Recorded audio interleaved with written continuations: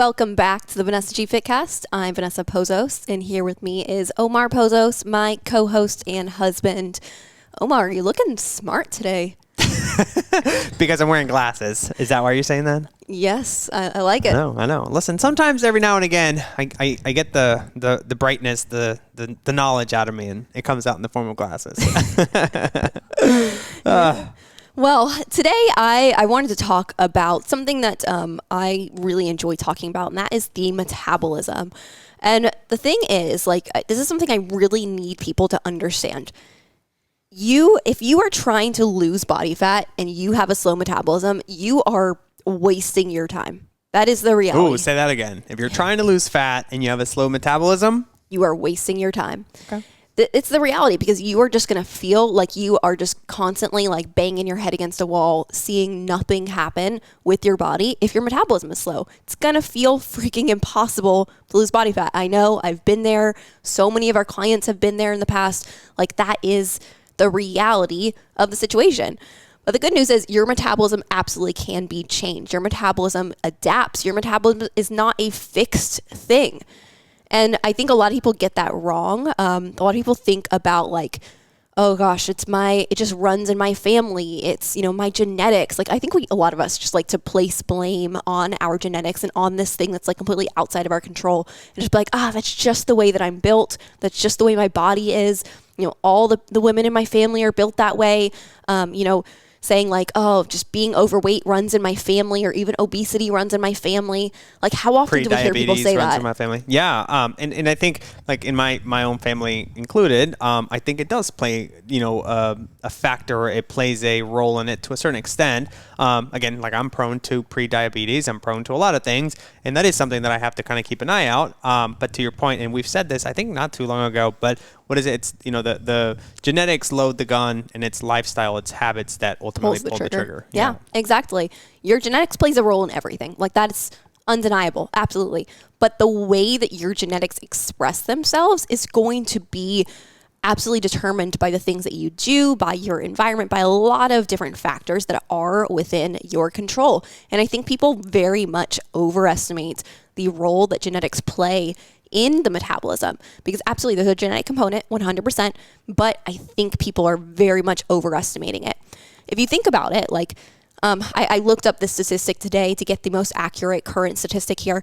So 73.6% of American adults aged 20 and older are considered overweight or obese, with around 40.3% classified as obese. How wild is that? Wow. 74% of Americans basically are considered over the age of 20 are considered obese, and then 40% overweight or obese, and then 40% of that are obese. Yeah, that's almost half of our population is obese. That's wild. And if you think about it, not that long ago, that was very much not the case. That was only about 100 years ago that only 3 to 5% of Americans were considered overweight, and obesity was a rarity at that point in time. 100 years, that is a lifetime. So for all the people that are saying, it's genetics, it runs in my family, it's just the way everybody in my family is. Well, why don't you go back to your family line 100 years ago? Was that the case? Was your family 100 years ago saying, it's my genetics, we're all going to be overweight, we're all destined to be overweight or obese? No. It is the fact of the way that we live our lives as Americans, the way our environments have adapted and changed. That is what has caused so many people to go down this path of feeling overweight and obese. And I will argue that very much comes down to what we have done to our metabolisms. Not the genetics we've inherited, but what we have actively done to our metabolisms, and possibly habits that we've inherited from our parents and our families that do impact our metabolism. Yeah, perfect example. And I think I shared this with you the other day on our walk nest, but we get so many people that either set up calls with us, or they're wanting to learn more, they want free resources, so on and so forth. And so I'll get to some of these conversations, and my favorite analogy is doing a car, right? And I'm like, well, if you're not putting gas in the tank of a car, it doesn't matter how new or how good of a car you have, it's never going to go anywhere. But then people will sit there and be like, yeah, no, that makes total sense. But, I'm not really dieting a lot right now. I'm not really, doing the things that I used to do in my 20s right now. Like what worked in my 20s doesn't work in my 30s. And I'm like, okay, well, let's sit back and kind of analyze that for a second. And I'm like, kind of to your point, 100 years back, if these things weren't happening and they are now, I'm like, well, let's look at, what you did in your 20s that got you through your 30s. And they're like, well, yeah, I tried, the ketos, I tried the Optavia, however you say it, like the Beachbody and all these things. And they're like, and they worked at first. And then they regained their way back, but now those things don't work anymore. And I'm like, well, let's kind of break that down. I'm like, do you think that maybe it's the years of under eating, or it's the years of bad habits that have now kind of come up, and that's maybe the reason why you're not having success losing weight? And then they're kind of the light bulb goes on. They're like, wow, I never really thought about it like that. But I'm like, yeah, it's the historical fad diets. It's all these things that we've been taught to do that are now kind of put us in the position where we are. Exactly. Yeah, it's like the difference between having a fast metabolism and a slow metabolism. It's like being a gas guzzling, really heavy, big truck or SUV versus being like the small little Prius that like hybrid that's like not using any gas really. Big difference. And in this instance, we want to be the gas guzzling thing. We want to be the fast metabolism. The Hummer. Burns. Remember those Hummers back in like the early 2000s? Those were my favorite. But anyways. You thought those were so cool. I thought they were very cool. Yeah, well, you want to be the Hummer in this situation because the reality is we want our bodies to have faster metabolism regardless of our goals. This is going to be like a cheat code in life for you to have a fast metabolism, because that means that your metabolism is going to be burning more energy, burning more calories. And that gives you a buffer in your day-to-day, everyday life to be able to consume more, which is what is so prevalent about our society right now. Mm-hmm. We are just inundated with these hyper-palatable foods, these highly processed foods, these really indulgent, rich foods that are so available and so, in some instances, very like addictive. And so having kind of like a healthy relationship with food, having a balanced relationship with food means allowing yourself to have those things in moderation. But what moderation looks like for you is going to look different if you are somebody with a fast metabolism versus someone with a slow metabolism. Somebody with a slow metabolism, that moderation is going to have to look very, very small, because you're not going to have a lot of calories to work with that your body can burn. So you're going to have to be very, honestly, restrictive in order to maintain or lose weight. And nobody wants to be restrictive. That's the whole point. Nobody can be restrictive long term. So clarifying here again what we actually mean when we say a fast metabolism. A fast metabolism is a metabolism that, and we're not going to get into the weeds on like everything that makes up the metabolism within the body, all like the systems and organ processes and all the like bajillion functions of the body that make up the metabolism. We're going to very much simplify it here in referring to your metabolism on a very basic, simple level is the amount of calories that your body burns. It is the amount of energy that your body uses and requires in order to function. So a fast metabolism requires more energy to function. A slow metabolism requires less energy to function. Your body is learning to work off of less energy. So what are the ways that we can signal to our body to speed up or slow down our metabolism? What are the things that as a society we have often done to where we have trained our metabolisms to slow down? There's, I would say there's a lot of things over the course of just like the way as a whole that I think we've adapted over the last 100 years. Again, bringing in like the ultra processed, hyper palatable foods. There is like a whole conversation we can go down of how having a diet that is like predominantly made up of those things, there is going to lead to inflammation in the body. The inflammation is going to affect our metabolic processes, and that's going to slow down the metabolism. But what I specifically want to talk about here are the things that are like really within our day-to-day control in this instance, like the things that you can do starting today to either speed up or slow down your metabolism. Toggle it in the direction that you want to toggle it, which for 99.9% of people is going to be in the direction of speeding it up. Yeah, I was going to say, is there a reason why you would want to have a slower metabolism?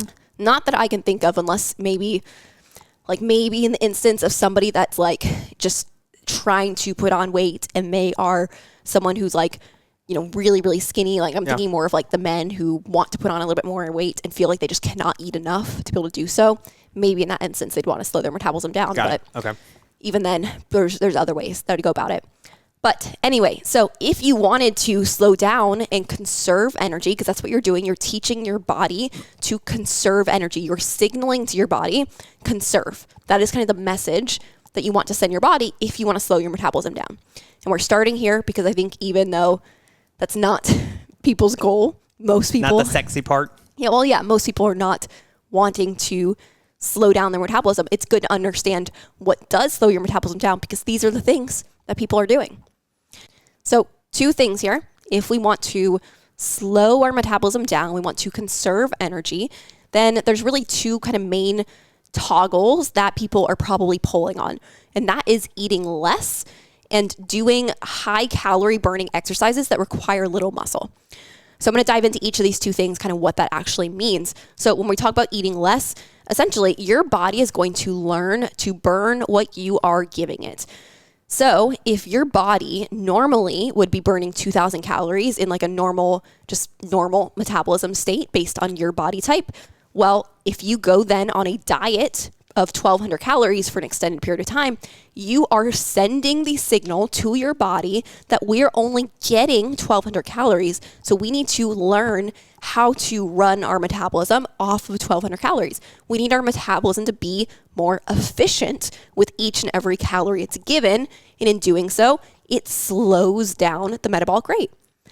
This is also, like, I see this as very much the kind of long-term danger of the prevalence of GLP-1s right now in our society, is that, and we're already seeing this, we have so many clients that are coming to us that have already done GLP-1s and are now on the other side of that, experiencing really bad metabolic dysfunction. Are GLP-1s the same things as semaglutides? Mm-hmm. Okay. Semaglutide is a GLP-1. Okay, got it. Yep. So essentially what people are doing is they're taking a hunger suppressant. They are eating a lot less.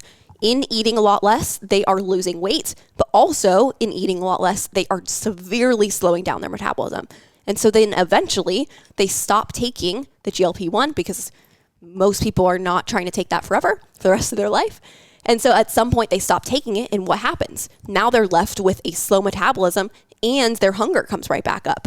So now you're in a worse spot than you were in before you started taking it because you have a slower metabolism, the same amount of hunger, and they just rapidly gain the weight back, but are in a worse position to actually then be able to lose weight again at that point. Is that the same concept? And I don't know the intricacies, so I don't want to speak on that, but is that the same concept as when people have like the sleeve surgery, right? And all of a sudden they go from eating, I don't know, I'm just throwing numbers here, like 2,000 calories, and then they get the sleeve surgery and they're eating like 700-800 calories per day. It's the same concept, correct? Yeah, same exact idea. Yeah, that's why we also have had many clients who have done those surgeries in the past too.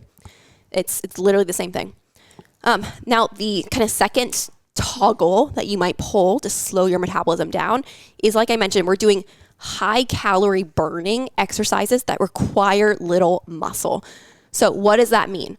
This means doing activities that are more cardio based, meaning that they don't require your body to put on muscle in order to do that thing. It requires very little muscle building, but it requires a lot of calorie expenditure. So you're basically telling your body that, okay, in order to run a 5K, we're going to burn a lot of calories doing that. Everybody knows if you go in, like if you have, let's say, an Apple Watch, and you go out and you just run a 5K today, and you don't normally run, you're probably going to have a pretty high number of calories burnt according to your watch. Now, if you continue to do that day over day, what your body is going to do, it's going to realize, oh, this is an activity that we're doing now. This is an activity that burns a lot of calories. How should I adapt to this? Well, I need to make sure that I can do this activity in a way that doesn't require that amount of calories, because that is a more effective and efficient process for your body. That's how your body can be more efficient. So what happens? You continue to run that 5K. Maybe that first month you lost weight. Maybe the second month you lost a little bit less weight. And at some point, you're still running that 5K every day, and you're like, I am not losing any weight. I look exactly the same. If anything, suddenly what happens? You start to look worse. What is happening? Your body starts paring down muscle because, again, it's still trying to adapt and be more efficient, but it's saying, well, in order to run, we actually don't really need that muscle. We don't really need like nice biceps. We don't really need like nice delts, nice round shoulders. So let's start to pare that down. There's no need for that. So your body starts to lose muscle. We lose muscle. Muscle is very, very much important to the metabolism. Muscle burns a lot of calories.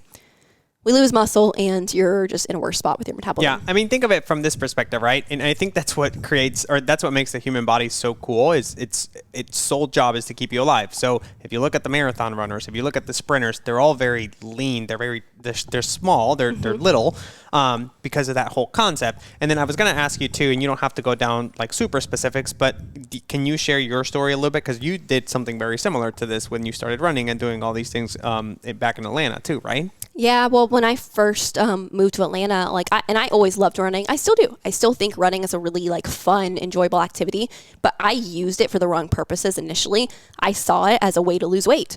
I was carrying, an extra 30 pounds or so, and I thought, okay, you know what? What's the easiest, fastest way to lose this? I'm going to start running every day. I did that. I think initially I did lose a little bit of weight, but over the course of time, I did not lose any more weight. So I just was like, okay, I need to run more. I need to run faster. And it's just I kept adding more and more. And I was getting less and less of a return from doing that. And I was seeing less change in my body happening. If anything, I think honestly, if I could go back then and do a body composition analysis to look at how much even I did lose that was muscle versus fat, I bet you it was probably 50-50 at least. Wow. When I was actually losing. And that's to say, in the period that I did lose weight, which didn't last long because again, my metabolism slowed down and then I couldn't lose any more weight. Yeah, that makes a lot of sense. And I think that's where a lot of people get it wrong, where, the number on the scale goes down, but what they don't realize is internally what's actually happening. Yeah. Well, now we've talked about the things that can slow your metabolism down, like those main two kind of levers that I think people are pulling day to day. What are the two ways, kind of opposite of that we can speed our metabolism up? Well, very simple. Feed your metabolism more and send your body a signal to actually build muscle. So essentially doing the opposite of what we were talking about. Rather than eating less and training your metabolism, that we need to be more efficient with the calories it's given and slowing your metabolic rate down. Let's give it more. Let's do it in a very structured way. Of course, we do encourage doing this in the process of a reverse diet, doing it in a structured process. Especially if you're adding more protein, you're going to do so in a way that signals to your body to actually put on muscle mass, which is important. And then in terms of sending your body a signal that we need more muscle, this can come from strength training. So essentially exercising in a way that tells your body not to pare down muscle, but to build muscle. By strength training, you are telling your body, oh, okay, same thing as we were talking about. If I went and just ran every day, I'm telling my body, oh, we're doing this high calorie burning activity. How should we adapt to this? Oh, let's make ourselves lighter by getting rid of muscle. And let's actually make sure we burn less calories by being more efficient with that. So we slow our metabolism down and we lose muscle. Opposite of that, if I do an activity, I'm not saying do this every day, but flip side, if just every day I went and lifted weights, my body would say, oh, okay, I'm being forced to lift this heavy thing. How do I adapt to that? I need to get stronger. I need to put on more muscle, and I need to make sure that the muscle I have is getting stronger, it's getting strengthened. So that's where ultimately, if we build muscle and we feed that muscle, you will have a faster metabolism and you will find that weight loss becomes significantly easier. Yeah. Now, I don't want to get into this rabbit hole, but I know what a lot of people are going to say because, some of the people are like, Vanessa, but I'm already doing this. I'm already eating more. Now, correct me if I'm wrong. This works, or this concept is applicable to people that are in a good place hormonally as well, right? Because if there's other underlying issues, you guys can go back to episode 194, why your reverse diet isn't working. Those things need to be addressed as well before Absolutely. Your metabolism actually can kick in, correct? Yep, absolutely. Yeah, if you are already, you've tried the reverse diet process, you are strength training, you're doing those things, and you're like, I still feel like my metabolism is slow, that just means there's more under the surface. And that's where, like I was talking about, there's a lot of factors that make up your metabolic rate. That's where you need to get more into the nitty-gritty details. But I hope that this episode was helpful for you. If it was, do me a favor, share it with a friend, post it on your Instagram stories, get the word out. That's all we ask to put out this kind of free information, is that you share it with others. But make sure you subscribe, because we'll be back next week with another great episode. Bye, everybody.